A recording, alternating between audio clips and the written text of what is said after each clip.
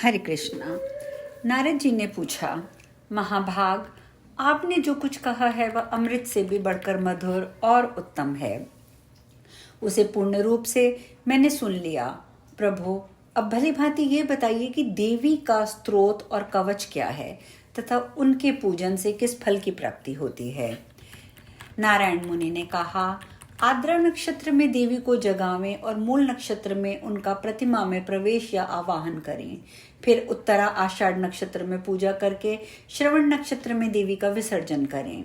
आद्रा युक्त नवमी तिथि में देवी को जगाकर जो पूजा की जाती है, उस एक बार की पूजा से मनुष्य 100 वर्षों तक की हुई पूजा का फल पा लेता है।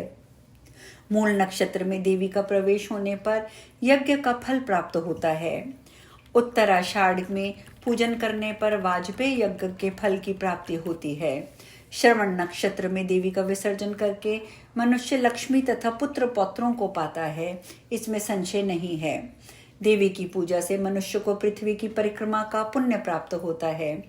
यदि तिथि के साथ आद्रा नक्षत्र का योग ना मिले तो केवल नवमी के में पार्वती का बोधन करके मनुष्य एक पक्ष तक पूजन करे तो उसे अश्वमेध यज्ञ की फल की प्राप्ति हो जाती है। इस दशा में नवमी को पूजन करके दशमी को विसर्जन कर दें। सप्तमी को पूजन करके विद्वान पुरुष बलि अर्पण करें। अष्टमी को बलि रहित पूजन उत्तम माना गया है। यहाँ पर बलि का तात्पर्य पशु बलि से नहीं है, अन्न की बलि है। तो प्लीज इसमें आप लोग मतलब भ्रमित मत होइएगा। अष्टमी को बलि देने पर मनुष्यों पर विपत्ति आती है, इसीलिए अष्टमी को बलि रहित पूजन को उत्तम माना जाता है। विद्वान पुरुष नवमी तिथि को भक्ति भाव से विधिवत बलि दें। विप्र प्रवर, उस बलि से मनुष्यों पर दुर्गा जी प्रसन्न होती हैं, परंतु ये बलि हिंसात्मक नहीं होती है, ये याद रखना चाहिए, क्योंकि हिंसा से मनुष्य पाप का भागी होता है, इसमें संशय नहीं है। जो जिसका वध करता गया है वह मारा गया प्राणी भी जन्म जन्मांतर में उस मारने वाले का वध करता है, ये वेद की वाणी है। इसीलिए वैष्णव जन वैष्णवी अर्थात हिंसा रहित पूजा करते हैं।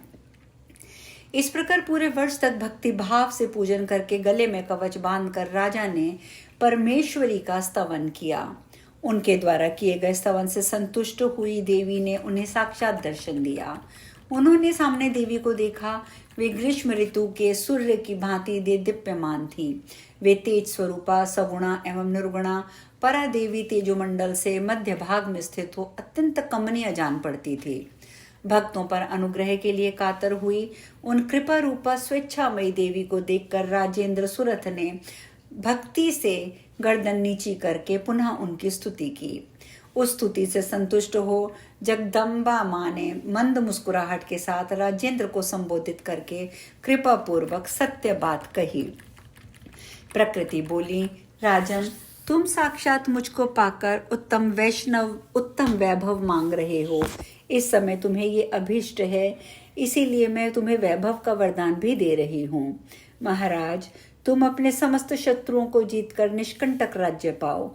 फिर दूसरे जन्म में जब तुम सावर्णी नामक 8वें मनु हो जाओगे, तब नरेश्वर मैं परिणाम में अंतोद्गत्वा तुम्हें ज्ञान दूंगी। साथ ही परमात्मा श्री कृष्ण में भक्ति एवं दास्य भाव भी प्रदान करूंगी। जो मंद बुद्धि मानव साक्षात मुझको पाकर वैभव की याचना करता है वह माया से ठगा गया है, इसीलिए ऐसा समझो कि वह विष खाता है और अमृत का त्याग करता है।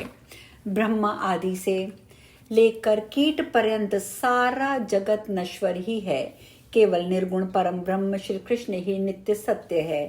ब्रह्मा, विष्णु और शिव की आदि जननी परात्परा प्रकृति मैं ही हूँ।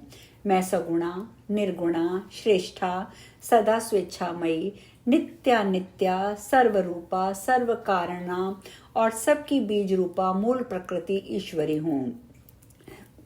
रमणीय गोलोक में पुण्यमय वृंदावन के भीतर रास मंडल में परमात्मा श्री कृष्ण की प्राणाधि की राधा भी मैं ही हूँ। मैं ही दुर्गा, विष्णु, माया तथा बुद्धि की अधिष्ठात्री देवी हूँ। वैकुंठ में मैं ही लक्ष्मी और साक्षात सरस्वती देवी हूँ। ब्रह्मलोक में मुझे ही ब्राह्मणी और वेद माता सावित्री कहते हैं। मैं ही गंगा, तुलसी तथा सबकी आधारभूता व सुंदरा हूँ। नरेश्वर, मैंने अपनी कला से नाना प्रकार के रूप धारण किए हैं। माया द्वारा संपूर्ण स्त्रियों के रूप में मेरा ही प्रादुर्भाव हुआ है। परम पुरुष परमात्मा श्री कृष्ण ने अपनी भ्रूभंग लीला से मेरी सृष्टि की है।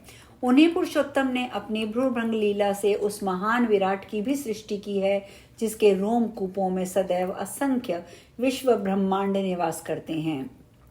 वे सब के सब कृत्रिम हैं, तथापि माया से सब लोग उन अनित्य लोकों के भी सदा नित्य बुद्धि करते हैं। सातों द्वीपों और समुद्रों से युक्त पृथ्वी, नीचे के 7 पाताल और ऊपर के 7 स्वर्ग, इन सब को मिलाकर एक विश्व ब्रह्मांड कहा गया है, जिसकी रचना ब्रह्मा द्वारा हुई है। इस तरह के जो असंख्य ब्रह्मांड हैं, उन सब में पृथक पृथक ब्रह्मा, विष्णु, महेश आदि सभी विद्यमान हैं। उन सब के ईश्वर श्री कृष्ण हैं। यही परातत्पर ज्ञान है। वेदों आदि में तीर्थों, तपस्याओं, देवताओं और पुण्यों का जो सार तत्व है, वह श्री कृष्ण है। श्री कृष्ण की भक्ति से हीन जो मूढ़ मनुष्य है, वह निश्चय ही जीते जी मृत के समान है। श्री कृष्ण भक्तों को छूकर बहने वाली वायु का स्पर्श पाकर सारे तीर्थ पवित्र हो गए हैं। श्री कृष्ण मंत्रों का उपासक ही जीवंत मुक्त माना गया है। जप, तप, तीर्थ और पूजा के बिना केवल मंत्र ग्रहण मात्र से नर नारायण हो जाता है। श्री कृष्ण भक्त अपने नाना और उनके ऊपर की 100 पीढ़ियों का तथा पिता से लेकर ऊपर की 1 सहस्त्र पीढ़ियों का उद्धार करके गौलोक में जाते हैं। नरेश्वर, ये सारभूत ज्ञान मैंने तुम्हें बताया है। सारवणी मनवंतर के अंत में जब तुम्हारे सारे दोष समाप्त हो जाएंगे, उस समय मैं तुम्हें श्री हरि की भक्ति प्रदान करूंगी। कर्मों का फल भोगे बिना उनका सैकड़ों करोड़ों कल्पों में भी क्षय नहीं होता। अपने किए हुए शुभ और अशुभ कर्म का फल अवश्य ही भोगना पड़ता है। मैं जिस पर अनुग्रह करती हूँ, उसे परमात्मा श्री कृष्ण के प्रति निर्मल, निश्चल और सुदृढ़ भक्ति प्रदान करती हूँ। जिन्हें ठगना चाहती हूँ, उन्हें प्रातःकालिक स्वप्न के समान मिथ्या और भ्रमण रूपिणी संपत्ति प्रदान करती हूँ। बेटा, मैंने तुम्हें ये ज्ञान की बात बताई है, अब तुम सुखपूर्वक जाओ। ऐसा कह के महादेवी वहीं अंतर्ध्यान हो गई। राज्य प्राप्ति का वरदान पाकर राजा देवी को नमस्कार करके अपने घर चले गए। वत्स नारद, इस प्रकार मैंने तुम्हें दुर्गा जी के उत्तम उपाख्यान का वर्णन किया है। यह सुनकर नारद जी ने कहा, मुनि श्रेष्ठ, मैंने सब कुछ सुन लिया। अवश्य ही अब कुछ भी सुनना शेष नहीं रहा। केवल प्रकृति देवी के स्त्रोत और कवच का वर्णन आप मुझे कर दीजिए। श्री नारायण बोले, नारद, सबसे पहले गोलोक में परमात्मा श्री कृष्ण ने वसंत ऋतु में रासमंडल के भीतर प्रसन्नता पूर्वक देवी की पूजा करके उनकी स्तुति की थी। दूसरी बार मधु और कैटभ के साथ युद्ध करने के अवसर पर भगवान विष्णु ने देवी का स्तवन किया था। तीसरी बार वही प्राण संकटा का अवसर आया और ब्रह्मा जी ने दुर्गा देवी की स्तुति की थी। मुने, चौथी बार त्रिपुरारी शिव ने त्रिपुरों के साथ अत्यंत घोरतर युद्ध का अवसर आने पर भक्ति भाव से देवी का स्तवन किया था। 5वीं बार वृतासुर वध के समय घोर प्राण संकट की बेला में संपूर्ण देवताओं सहित इंद्र ने दुर्गा देवी की स्तुति की थी। तब से मुनिंद्रों, मनुओं, सुरथ आदि मनुष्यों ने प्रत्येक कल्प में परात्परा परमेश्वरी का स्तवन एवं पूजन आरंभ कर दिया। ब्राह्मण, तो अब तुम देवी का स्तोत्र सुनो, जो संपूर्ण विघ्नों का नाश करने वाला है, सुखदायक है, मोक्षदायक है, सार वस्तु और भवसागर से पार होने का साधन है।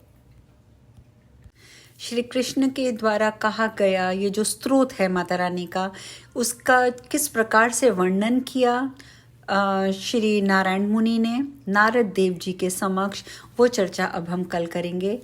आज हम कथा में यहीं विश्राम लेंगे और स्तोत्र हम कल पढ़ेंगे। हरे कृष्णा।